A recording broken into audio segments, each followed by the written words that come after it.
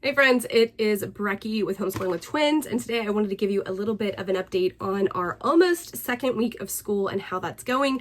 I have a lot to talk about and some reflections on having an abysmal first week and having a better second week, and already beginning to consider gaps and changes as we head into our third week. I feel like that's just sort of the name of the game for most of us. Nothing big, but just a few things that I'm already thinking about. And yeah, some insights. We are going to talk about our abysmal first week.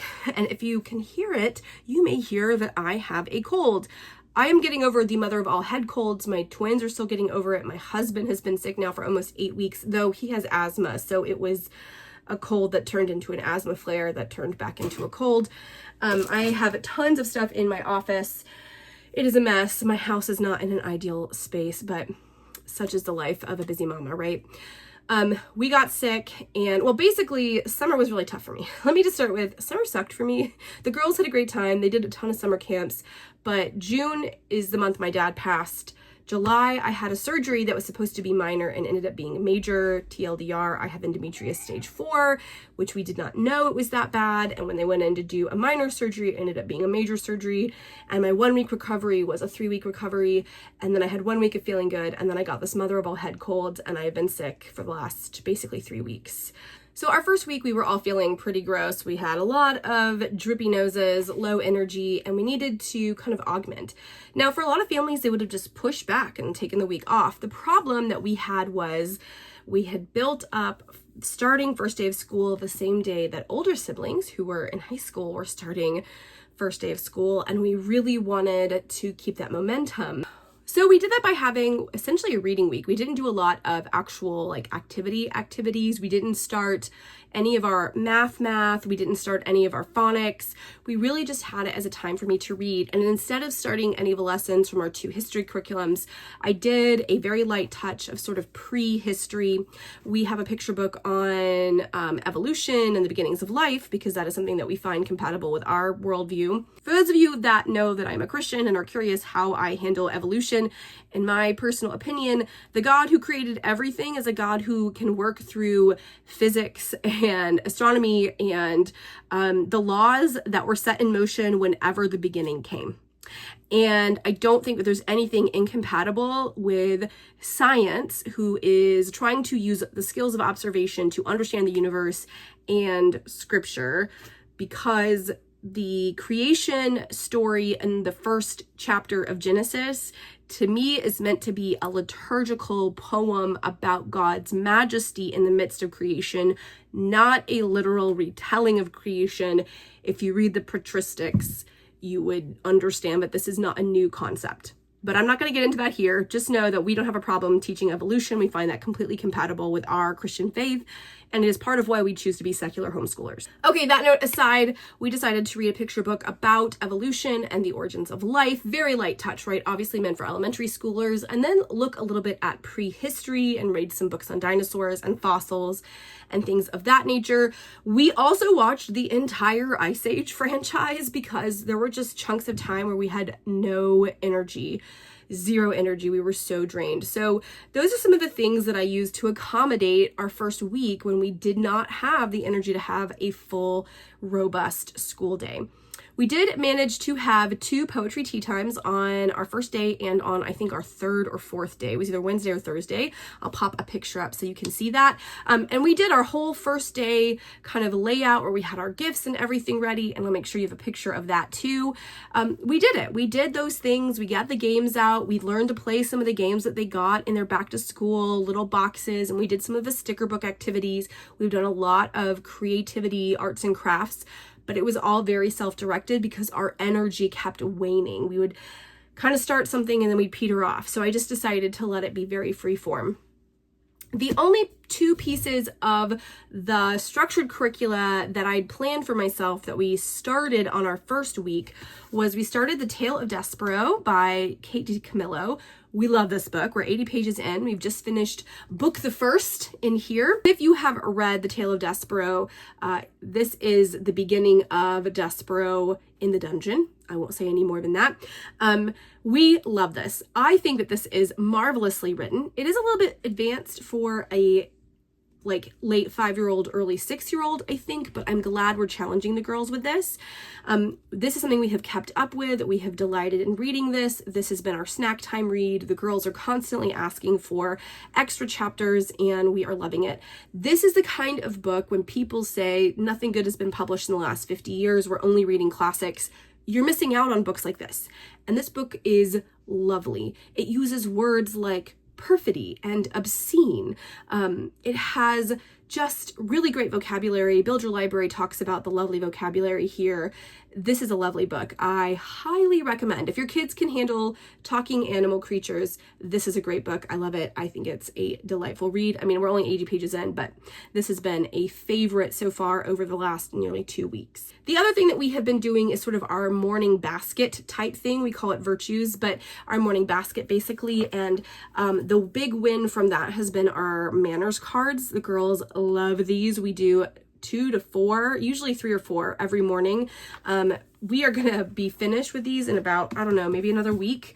They're just, I mean, look how cute these are. When you are asked to be somewhere at a certain time, what should you do? Don't be late. And we talk about it. Now, as far as like planning a virtue or a manner that you want to ingrain, could you do just 1 lesson per card? Not really. This is not going to take the place of a like etiquette curriculum, but for my not quite 6-year-olds, these have been a delight. They love them. I plan to just move into the health and safety cards that are from the same company, work through those, and then come back and do these again. So we'll get two passes this year probably. So those have been good.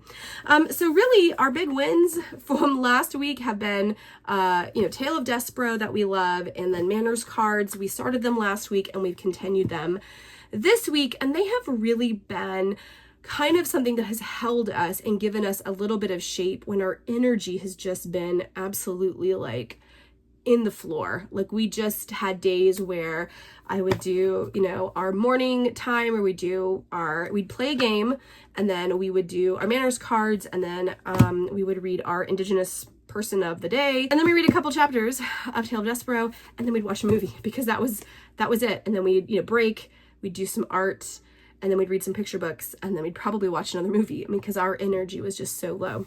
So that was our very light touch week 1. I will say by Friday, we were feeling a little bit better. And so on Friday of last week, I busted out for the first time these daily summer activities. This is for between K and 1. I bought these with the intention that we would work on them over the summer. So we didn't actually use these at all this summer. We were too busy having fun with our summer camps. And then when we were done with summer camps, I was recovering from surgery and just didn't have the energy to set this out. So we're using them now. If you have a workbook like this, man, do not pass it up, even if you think it's too easy. What we decided to do is last Friday, I had them work through the entire first week that was assigned for summer. So this is like how many books you've read. We had our own thing, but then I had them kind of just do the little practices over the course of Friday morning, and that was all of our lessons. Like it was everything we needed to cover in one little workbook, and it was great because, for example, we had handwriting, right? So we did our numbers, and then we did some of our word practices. We chose to skip O because we know that one really well. This one little, week of work has numbers, and it had kind of spelling words that they practiced, and then some handwriting practice, right? So we've got handwriting, we've got number practice, we've got some word vocabulary practice, we have a little bit of logic. Okay, we've got logic practice here, some directional and logic practice here, more handwriting and letter pattern recognition down here, some creative drawing stuff. You can tell this is my perfectionist who got frustrated in this one. Oh, she skipped this because she was frustrated. Oh yeah, this was the one. This was my kiddo who did not finish because she was having a bad day, but the other twin did. And then you've got math down here. And so we've worked through now 2 weeks of this. So this is where she did math this last week. So we did a whole week's worth, or most of a week's worth, at the beginning of this week. And I am just going to once or twice a week, we're going to bust these out and work through a 2-page spread as a kind of warm up and review just until we're done with it. Or if I have a day where we're feeling sick, or I'm busy, or I'm stressed and we can't do full school, we could just do, for example, I think this is week 5, right? And we could just do this as like our work for the day. So they're practicing handwriting, they've got logic, they've got number sequencing, they've got, phonics practice, more kind of math stuff, word things, more handwriting, drawing. Like, you could just have this be, if you did the whole week in one day and broke it up and did a little bit of readings interspersed, you could just do this as a day or two of lessons if you were feeling sick, or if you're feeling low energy, or if you're really busy and busting out all the curriculum too much. So, I know a lot of homeschoolers hate workbooks, but this was a lifesaver. We've done 2 full weeks of this now, one on Friday, and then 2 mornings this week we did this, because busting out some of the big curriculum, our phonics curriculum and our math curriculum, was just way too much as we were still recovering. You can, like I said, you can hear me, we're still recovering. So these workbooks were a big win for my kiddos. Now for some pivots, or not even pivots or changes, some reflections. The first is that we're definitely doing too much. That is a thing that I've begun to realize, is we get overly ambitious. I want to do all the things, but my kids are very wiggly. They are very young. And I need to scale back in order for me to not be overwhelmed, because I do work full time. I do not want school to be 4 or 5 hours of me sitting with them at a table. I really want to be able to do our curriculum in about 3 hours, even if it takes us longer. I do not want more than 3 hours of curriculum that's, absent the breaks that we take.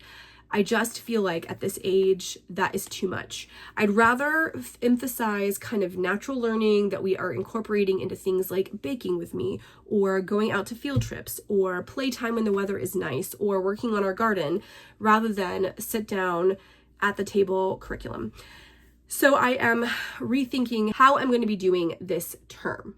Initially, I'd planned to have 2 history streams, and I'm finding 2 things. One, having 2 history streams is a little bit challenging. It's not undoable. It's definitely doable, but it's a little bit challenging. And the American Girl books are written for that 8-year-old. I really do think, a 7 or 8-year-old is a better age for them than a not even 6-year-old. It's just the cadence and the language is a little bit, just that little bit above where my girls are. Now, this is meant for 8-year-olds too. I think that this says 8 and up on the back of it, but this reads fine. The plot is fine. It flows better. It's more readable, but we are reading Kaya right now, and it's interesting, but with the Indigenous way of speaking, it's very hard for them to follow. It's just a lot. So I am thinking we may pare back on doing the American Girls unit. I don't know if we're just going to take a total pause. I think we're going to finish Kaya. They definitely want to finish Kaya. I don't know if we just want to incorporate Kaya as a general read aloud with some conversation and just kind of nix any of the additional components to keep our sanity, or if we want to do like a certain number of weeks of History Quest, and then we have an off week where it's an American Girl week, and that's all we do for 1 week, and then we do, 3 weeks of History Quest, and then we do a week of American Girl. I don't know, but I'm definitely seeing that I may have been overly ambitious. I'm not saying I'm 100% going to do it, but I am considering dropping American Girl history for my own sanity, and maybe using things like Liberty Kids Online or other kind of visual-based curriculum to help give them more exposure. I also have to say that I was not impressed with the first lesson of homeschool languages. I might be the only homeschool mom on this entire planet that was not head over heels. This was just really poorly laid out. The directions and what they are telling you in here is not what you're getting when you type in the code. So I need to see where there's a gap there. But the song they tell you you're listening to is supposed to have Spanish and then English. It does not. It is only Spanish. The entire idea of learning Buenas noches, the way they have it, I think is really clunky and actually not useful, because they don't ever, there's not a lot of Buenas noches means good morning. It's just not very intuitive to me. The song means nothing if you know no Spanish.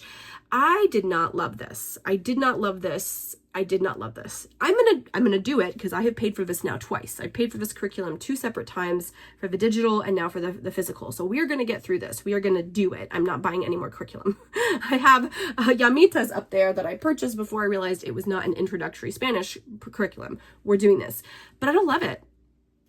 I don't love it. Maybe it was just the day I had and it didn't go very well. But the idea of like bouncing from good morning, good afternoon, good evening, buenos dias, buenos tardes, buenas noches, hola, and adios, that's fine. But then to just throw in rojo, to have like no continuity, just random pieces, I was not impressed. And they don't have the right links, at least for the first lesson. So I am a little skeptical going forward. I know that they were rushed trying to get this out. So I'm a little worried that they're going to continue to have like old songs that didn't get updated. I don't know, guys. Talk me down if you have gotten through more of this than me. I know lots of people love this, like really, really love it. It's won a ton of awards. A lot of moms really love it. I just was not thrilled with lesson 1. We are going to do it, but I'm just rethinking how I might need to supplement teaching Spanish because I really want us to get to a conversational level. Like I really, really feel compelled that one of the benefits of homeschooling is that we can learn a foreign language and learn it well. Lesson 1, I was not thrilled with. So give me your insights. If you've used it, you saw the same problems I had. What are you doing to make it work for you? I'd really like your help on that. Finally, I am sitting with potentially shaking up everything in our homeschool trajectory. I know. I'm not saying I'm going to because I put a lot of work into organizing how I want our curriculum to go, but I am considering y'all taking a step back from the classical and Charlotte Mason structure and maybe moving into a more unit studies approach. I know. I was like, no, we're going to do it this way. And I like the structure and I like blah, blah, blah, blah, blah.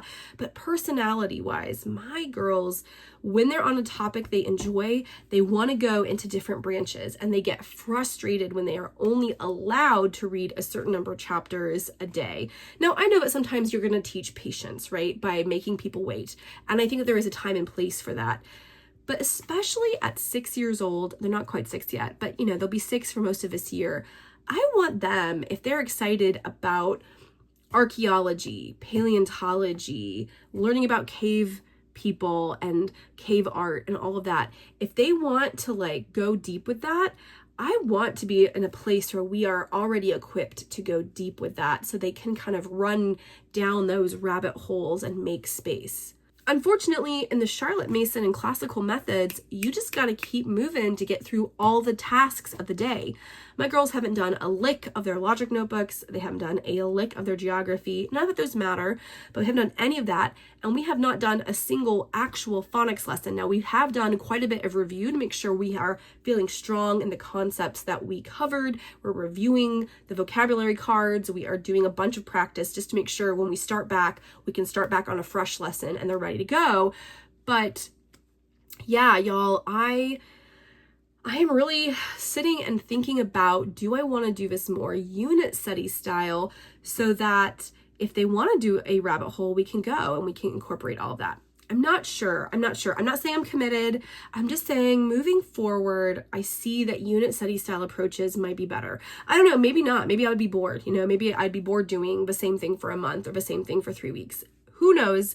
I need to live with the structure we have and actually have 1 or 2 weeks of the actual plan that I planned out. But I don't know, having to force my girls to put down books on archaeology and fossils and kind of cave people, early humans and things like that, because we needed to move on to the next subject, it felt wrong.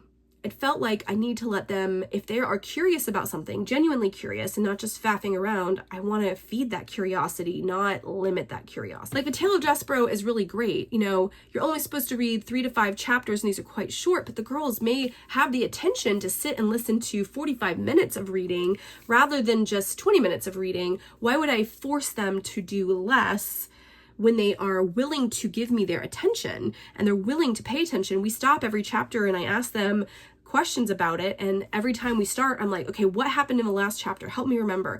So we're doing narration. They're giving me narrations every chapter, if they're really short, every 2 chapters, but like we are doing a lot of narration for this, and they're really holding on to it. So if you are a unit study family, let me know what your thoughts are. Just give me your ideas. Overall, we've had a very rocky beginning, and I think that that's kind of common. Most of it for us is because we've been sick, but I'm hopeful that as we start to feel better, we get into the swing of things. Co-op starts tomorrow, so I'll make you a video on how our first day of co-op ever goes. And then our park program, which is on Thursdays, will start in a couple of weeks. And I'm looking forward to a little bit of extra support during the week, so I'm not trying to work exclusively in the mornings and in the evenings, because that is burning me out a little bit.